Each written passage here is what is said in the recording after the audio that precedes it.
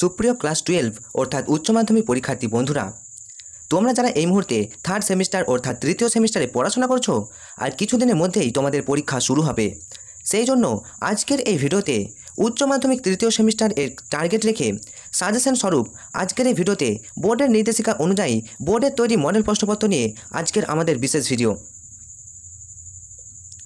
তোমাদের সাথে শেয়ার করব উত্তর সহ তোমাদের 40 নম্বরের পরীক্ষা। আর এই 40 নম্বরের মধ্যে তোমরা কতগুলো পারছো অবশ্যই কমেন্ট করে জানাবে ভিডিও দেখার পর। আশা রাখছি এই ভিডিওটা দেখার পর তোমরা প্রতিটি প্রশ্নের উত্তর নিজেরাই করতে পারবে। আর শুধুমাত্র বাংলা নয়, অন্যান্য বিষয়েরও ভিডিও তোমরা চাইলে আমরা সব ভিডিও আনবো। তাই তোমরা আমাদের এই এনজয় এক্সাম ইউটিউব চ্যানেলটিকে সাবস্ক্রাইব করে রাখতে পারো, কারণ এনজয় এক্সাম এবার তোমরাও পরীক্ষায় করবে এনজয়। তোমরা যদি উচ্চ মাধ্যমিক তৃতীয় সেমিস্টার ভালো রেজাল্ট করতে চাও তাহলে আমি তোমাদের সাথে রয়েছি, সুরজিৎ কর্মকার। তো তোমাদের সুরজিৎ স্যার, তো আমাকে তোমরা ফ্রেন্ড হিসেবে বানিয়ে নাও চ্যানেলটি সাবস্ক্রাইব করে। তো চলো শুরু করা যাক। প্রথম প্রশ্ন, শ্রীযুক্ত জয়রাম মুখোপাধ্যায়ের আদি বাস কোথায় ছিল? তো চারটে অপশন তোমাদের দেওয়া থাকবে, কোনটা হবে? উত্তর হয়ে যাবে যশোর। শ্রীযুক্ত জয়রাম মুখোপাধ্যায়ের আদি বাস ছিল যশোর। পরে কোশ্চেন, আদালত অবমাননার জন্য মোক্তার মহাশয়ের জরিমানা হয়েছিল কত টাকা? আদালত অবমাননার জন্য মোক্তার মহাশয়ের জরিমানা হয়েছিল, উত্তর হয়ে যাবে 5 টাকা। আদালত অবমাননার জন্য মোক্তার মহাশয়ের 5 টাকা জরিমানা হয়েছিল। পরে কোশ্চেন, নিমন্ত্রণ রক্ষা করিয়া পীরগঞ্জ হইতে ফিরিবার পরদিনই বিকালে মুখোপাধ্যায় মহাশয় সাক্ষাৎ করিতে গেলেন কার সহিত? উত্তর হয়ে যাবে নরেশ চন্দ্রের সহিত। পরে কোশ্চেন, কোথায় বলে ব্রহ্মবাক্য ড্যাশ? কোথায় বলে ব্রহ্মবাক্য বেদ বাক্য, অর্থাৎ অপশন এ। পরে কোশ্চেন, বামুনহাটে মেলা হয়, বামুনহাটে কখন মেলা হয়? উত্তর হয়ে যাবে চৈত্র সংক্রান্তিতে, অর্থাৎ অপশন নাম্বার সি, বামুনহাটে মেলা হয় চৈত্র সংক্রান্তিতে। নেক্সট কোশ্চেন, মহাভাষ্য কার লেখা? মহাভাষ্য পতঞ্জলি লেখা, অর্থাৎ অপশন নাম্বার এ, মহাভাষ্য পতঞ্জলি লেখা। পরে কোশ্চেন, বাংলা ভাষা প্রবন্ধটির লেখক কে? বাংলা ভাষা প্রবন্ধটির লেখক হলেন, উত্তর হয়ে যাবে স্বামী বিবেকানন্দ। পরে কোশ্চেন, বাংলাদেশের স্থানে স্থানে রকমারি ভাষা কোনটি গ্রহণ করব? বাংলাদেশে স্থানে স্থানে রকমারি ভাষা, তাহলে কোনটি গ্রহণ করব? উত্তর হয়ে যাবে কলকাতার ভাষা। কলকাতার ভাষাই হলো বাংলা ভাষা, বাংলা ভাষা, এটা কিন্তু আমরা গ্রহণ করব। পরে কোশ্চেন, আবুল করিম খাঁ কোথায় জন্মেছিলেন? উত্তর হবে আবুল করিম খাঁ উত্তরপ্রদেশে জন্মেছিলেন। পরে কোশ্চেন, কবির মানুষকে কোন পথে থাকতে বলেছিলেন? উত্তর হবে কবির মানুষকে সত্যের পথে থাকতে বলেছিলেন। তো এই 10টা প্রশ্নের মধ্যে তোমরা কতগুলো পারছো অবশ্যই কমেন্ট করে জানাবে। টোটাল 40-এর মধ্যে তোমরা নিজেরা কতগুলো করতে পারছো অবশ্যই কমেন্ট করবে। পরে কোশ্চেনে চলে আসবো, ভ্যান গগের ধর্ম ছিল উন্মাদনা। ভ্যান গগ ছিলেন একজন ড্যাশ? ভ্যান গগ ছিলেন একজন, উত্তর হয়ে যাবে চিত্রশিল্পী। ভ্যান গগ ছিলেন একজন চিত্রশিল্পী। পরে কোশ্চেন, আকাশে পুষ্পক আর সপ্তডিঙ্গা সাজে সিন্ধু জলে। পুষ্পক কি? পুষ্পক হচ্ছে একটা রথের নাম, তাহলে পুষ্পক রথ। পরে কোশ্চেন, কবি শ্রীজাত ধর্মের নামে দখলদারিকে কি বলেছেন? কবি শ্রীজাত ধর্মের নামে দখলদারিকে প্রতিষ্ঠান আনুগত্য বলেছেন, অর্থাৎ অপশন নাম্বার ঘ। পরে কোশ্চেন, দিগ্বিজয়ের রূপকথা কার লেখা? দিগ্বিজয়ের রূপকথা নবনীতা সেনের লেখা, অর্থাৎ অপশন নাম্বার সি, দিগ্বিজয়ের রূপকথা নবনীতা দেব সেনের লেখা। পরে কোশ্চেন, পটরাজকে সবাই জানো, পটরাজকে? 15 দাগের কোশ্চেনের সঠিক উত্তর হয়ে যাবে পটরাজ ছিলেন দামা। তো পটরাজ, এখানে দেখো গায়ের মোড়ল, দুর্পদ, আনন্দ নাকি দামা, কী হয়ে যাবে? পটরাজ ছিলেন দামা। পরে কোশ্চেন, পটরাজ রোদে বেরোয় না, কতদিন হয়ে গেল পটরাজ রোদে বেরোয়নি?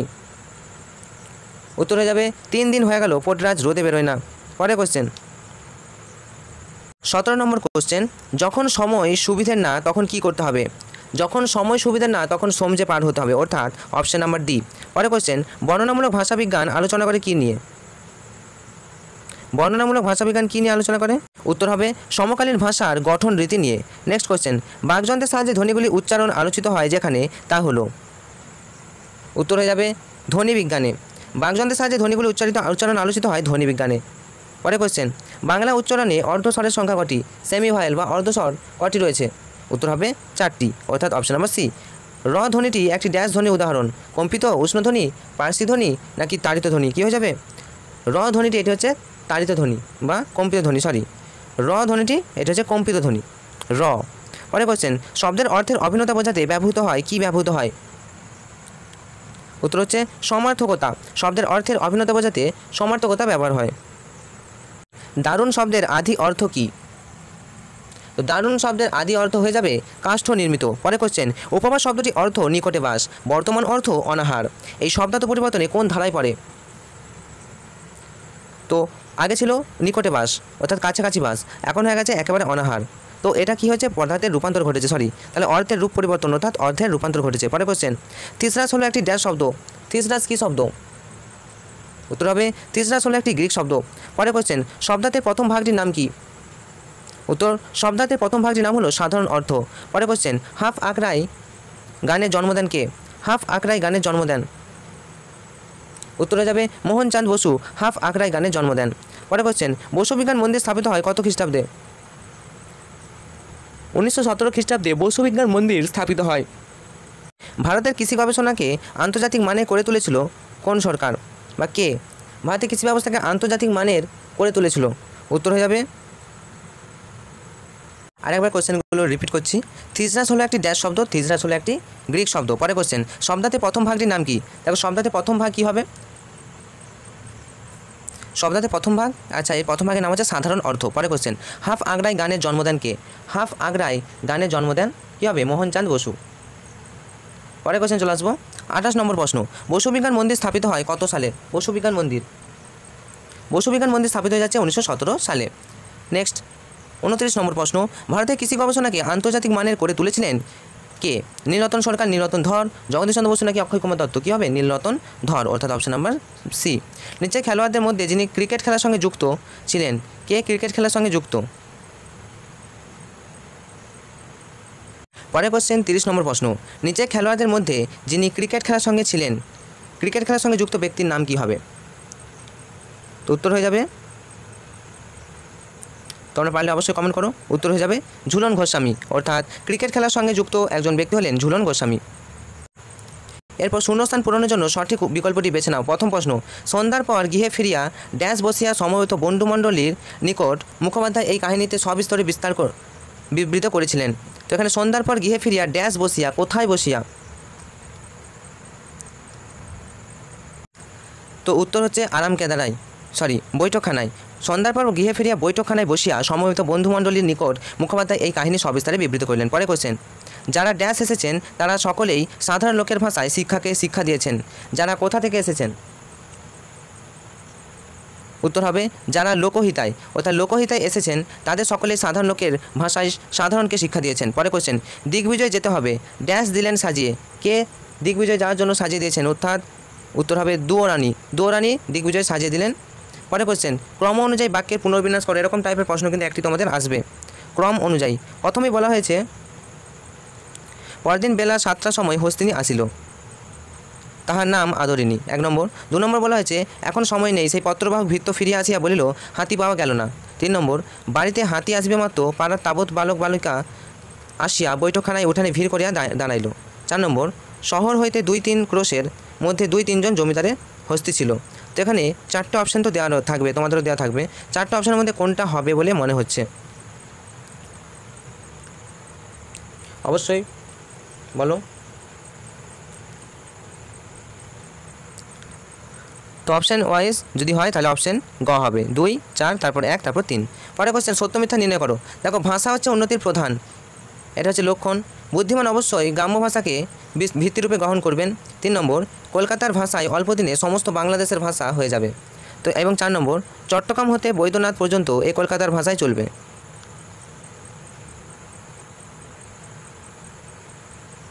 তো সত্য মিথ্যা নিরূপণ করতে হবে। প্রথমেরটা, ভাষা হচ্ছে উন্নতির প্রধান উপায়, লক্ষণ, প্রধান উপায় বা লক্ষণ। তো এটি কিন্তু ভুল হয়ে যাবে, সঠিক হয়ে যাবে, কারণ ভাষা হচ্ছে উন্নতির প্রধান উপায় বা লক্ষণ। বুদ্ধিমান অবশ্যই গ্রাম্য ভাষাকে ভিত্তিস্বরূপ গ্রহণ করবেন, এটা হয়ে যাবে একেবারে মিথ্যা। তো এরকমভাবে আমি তোমাদের 4টে অপশান রয়েছে, 4টে অপশানের মধ্যে কোনটা হচ্ছে বলেছি, তোমরা কিন্তু একবার মিলিয়ে নেবে। পরের প্রশ্ন, দুরাপদের ছেলে তার দিকে ঢিল ছড়ে, 1 নম্বর। 2 নম্বর, দুরাপদ গজগজ করে অপন মনে। 3 নম্বর, তোমার সম্মুখে কলা দিই নারকেল দিই। 4 নম্বর, ছাগল দিতে না পারলেও মৎস্য দিই। তো এখানের মধ্যে নিচের কোনটি সঠিক ক্রম অনুযায়ী হবে? 36 নম্বর প্রশ্নের সঠিক অ্যান্সার হয়ে যাবে অপশন নাম্বার গ, অর্থাৎ সত্য অর্থাৎ অপশন নাম্বার গ, সত্য মিথ্যা। তাহলে 36 দাগের অ্যান্সার হয়ে যাচ্ছে অপশন নাম্বার খ, অর্থাৎ 1 নম্বর সত্য, 2 নম্বর সত্য, 3 নম্বর মিথ্যা, 4 নম্বর মিথ্যা। পরে কোশ্চেন এরকম তোমাদের একটা স্তম্ভ মেলানো কিন্তু থাকবে, এটা তোমরা নিশ্চিত থেকো। স্তম্ভ মেলানো প্রথম বলছে মুখের মান্য বাংলা স্বরধ্বনির সংখ্যা, এখানে কোনটা হবে? 7টি হয়ে যাবে। খণ্ডধ্বনি অপর নাম কি? বিভাজ্য ধ্বনি, সবাই জানো। তাহলে 2টো পেরে গেছি, তো 2টো পেরে যাওয়ার পরে আমরা কিন্তু অপশন এর দিকে নজর রাখবো। তো আমরা যেটা বললাম মুখের মান্য বাংলা ভাষা স্বরধ্বনির সংখ্যা 7টি, তাহলে একের সাথে অবশ্যই ডি হতে হবে। তো একের সাথে ডি কোনটাতে আছে? বিটাতে আছে, মানে ক্ষয়েরটাতে আছে। তো এরপর দেখবো বাকিগুলো। খণ্ডধ্বনি অপর নাম হচ্ছে বিভাজ্য ধ্বনি, তো 2-এর দাগের হওয়া উচিত এ, 2-এর দাগের এ হয়েছে, হ্যাঁ সরি 2-এর দাগের এ হয়েছে। আচ্ছা, তারপর বলা হয়েছে একের বেশি স্বরধ্বনি সমন্বয়ে সৃষ্টি হয় কি? উত্তর হবে যৌগিক স্বরধ্বনি। তাহলে উত্তর কিন্তু মিলে যাচ্ছে, অর্থাৎ অপশন নাম্বার খ is the correct answer. Next, ক স্তম্ভের সাথে খ স্তম্ভ মেলাও। পরে কোশ্চেন আমি অকৃতি মিনতি বা আমি অকৃতি অধম এই গানটি রচয়িতাকে, আমি অকৃতি অধম এই গানটি রচয়িতাকে। পরে কোশ্চেন 39 নম্বর প্রশ্ন, বিবৃতি এবং কারণের মধ্যে সঠিক উত্তরটি নিরূপণ করো। নিম্নে প্রদত্ত প্রশ্নটিতে 2টি অংশ আছে, প্রথম অংশটি বিবৃতি এবং দ্বিতীয় অংশটি কারণ। নির্দেশনা অনুযায়ী সঠিক উত্তরটি সন্ধান করতে হবে। বিবৃতি একে বলা হয়েছে আমার জন্য অপেক্ষা করো, কারণ সময়টা খুব সুবিধের না। তো সঠিক বিকল্প কোনটা হবে? এ আর আর উভয় কি সঠিক, নাকি এ ভুল আর সঠিক, নাকি এ আর উভয়ই ঠিক? তো কোনটা হয়ে যাবে? অপশন 39 নম্বর প্রশ্নের সঠিক উত্তর হয়ে যাবে অপশন এ এবং আর উভয়ই সঠিক, এবং আর হলো এর কারণ, অর্থাৎ option number C is the correct answer. Next question, আজকের শেষ প্রশ্ন 40 নম্বর প্রশ্ন। কেস বেস্ট প্রশ্নটির সঠিক বিকল্প নির্বাচন করো। জয়রাম বক্তার দিকে দৃষ্টিমাত্র না করিয়া বলিলেন, না, গরুর গাড়িতে চড়ে আমি যাব না, যদি হাতি চড়ে আসে যেতে পারি তবেই যাব, নইলে এই বিবাহে আমার যাওয়াই হইবে না। উক্তিটির মধ্য দিয়ে বক্তার যে মানসিকতা প্রকাশ পেয়েছে তা হলো কিসের মানসিকতা প্রকাশ পেয়েছে? উত্তর হিসাবে আভিজাত্যের গৌরবের মানসিকতা প্রকাশ পেয়েছে। এই ছিল আজকের মতো গুরুত্বপূর্ণ একটি সাজেশন ক্লাস। পরবর্তীতে আমরা একটি প্লেলিস্ট বানিয়ে দেবো, এইভাবে ভিডিও আসতে থাকবে। পড়াশোনার পাশাপাশি যদি এই ভিডিওগুলো দেখো, তোমরা যদি সঠিক অভ্যাস গড়ে তুলতে পারো, তাহলে উচ্চ মাধ্যমিকে তোমরা বোর্ডে র্যাঙ্ক করতে পারো বা টপার, স্কুলের মধ্যেও টপ হতে পারো। তো অবশ্যই চ্যানেলে নতুন হলে চ্যানেলটা সাবস্ক্রাইব করো, বন্ধুদেরকে অবশ্যই এই ভিডিওটি শেয়ার করে দিও, কারণ এর পরে একাধিক বিষয়ে কিন্তু সাজেশন আসছে। তোমাদের পরীক্ষা খুব ভালো হবে এই শুভকামনা জানিয়ে আজকের মতো ভিডিওটা এখানেই শেষ করছি। Enjoy exam, all the best.